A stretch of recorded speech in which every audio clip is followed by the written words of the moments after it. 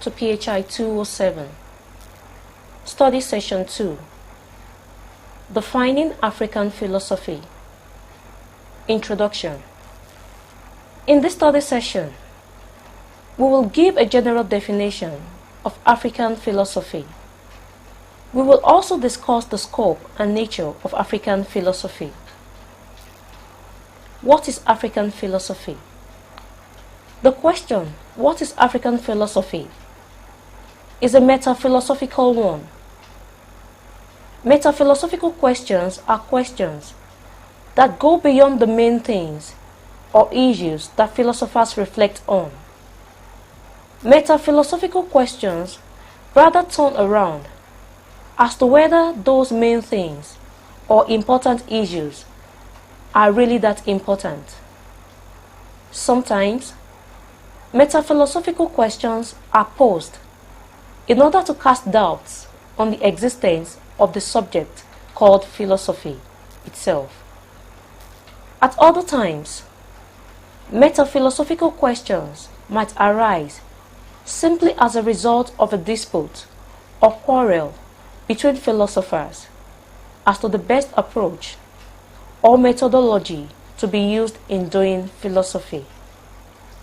Truly, the problem of defining African philosophy is meta-philosophical because most definitions that have been put forward are based on what the author thinks should be important or the content of African philosophy.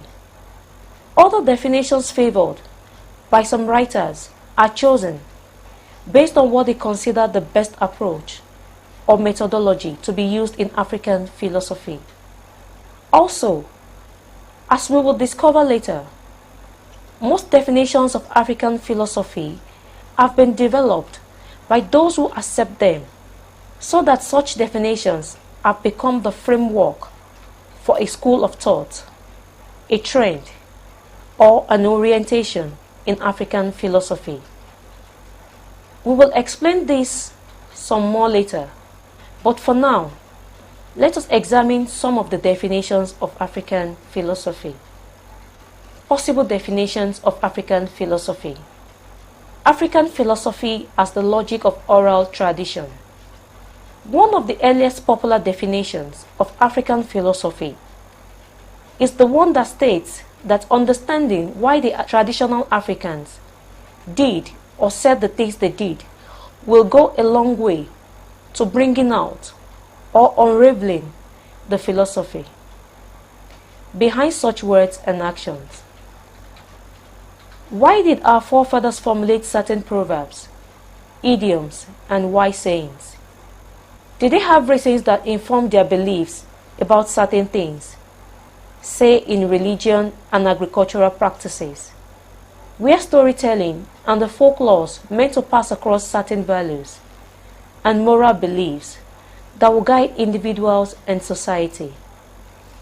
The clergyman, John S. Mbiti, is one of those who taught that philosophical system of different African peoples may be found in the religion, proverbs, oral traditions, ethnics, and morals of the society concerned. For this reason, Mbiti concludes that African philosophy can be defined as the understanding, attitude of mind, logic, and perception behind the manner in which African people think, act, or speak in different situations of life. African philosophy as the dispute between traditionalist and the modernist. If we continue reading published books and articles on African philosophy, we are likely to come to the conclusion that African philosophy is, after all, the outcome of the disagreement between the traditionalist and the modernist. If you believe that, you won't be very wrong. African philosophy can indeed be understood as the philosophical reflection on an analysis of African conceptual systems, as was both undertaken by the traditionalist and the modernist. But you may want to know who the traditionalist and modernist are. To make it very simple, when contemporary African philosophy began, following Fr. Temple's work in 1945, after some time, two major camps evolved. The first camp is composed of those who believed strongly that authentic African philosophy could be uncovered if we returned to our origins or our traditional past to look for it. Our search for authentic African philosophy, they further argue, will be best done if we trace our steps without the influence of foreign ideas and cultures. The first camp is usually referred to as the traditionalist in African philosophy. The second camp, known as modernist, however, rejects the position held by the traditionalist. The modernists simply say that the African society of today needs development. That development, they further complain, cannot be achieved if we rely on the beliefs of past traditional Africans, because traditional African society was, in their view, erroneously guided by authoritarianism, religiosity, and superstitions. For this reason, we should rather embrace science and technology.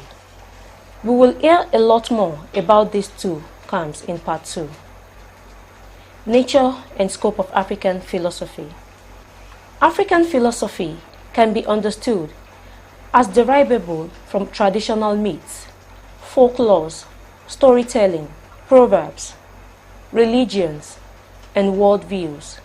This description, you will recall, is the traditionalist view. On the other hand, African philosophy can also be viewed as the philosophical works of professional African philosophers. The scope of African philosophy has been disputed by many writers, but it will be accepted by many people that African philosophy includes: 1. Text written by African philosophers. 2. Philosophical texts written by any African. And 3. Philosophical texts written by non-Africans about Africa. Study session summary. In this study session, we focused on definition of African philosophy. We explore different possible definitions of African philosophy. We capped the session with a discussion on the nature and scope of African philosophy. End of study session 2. Thank you for listening.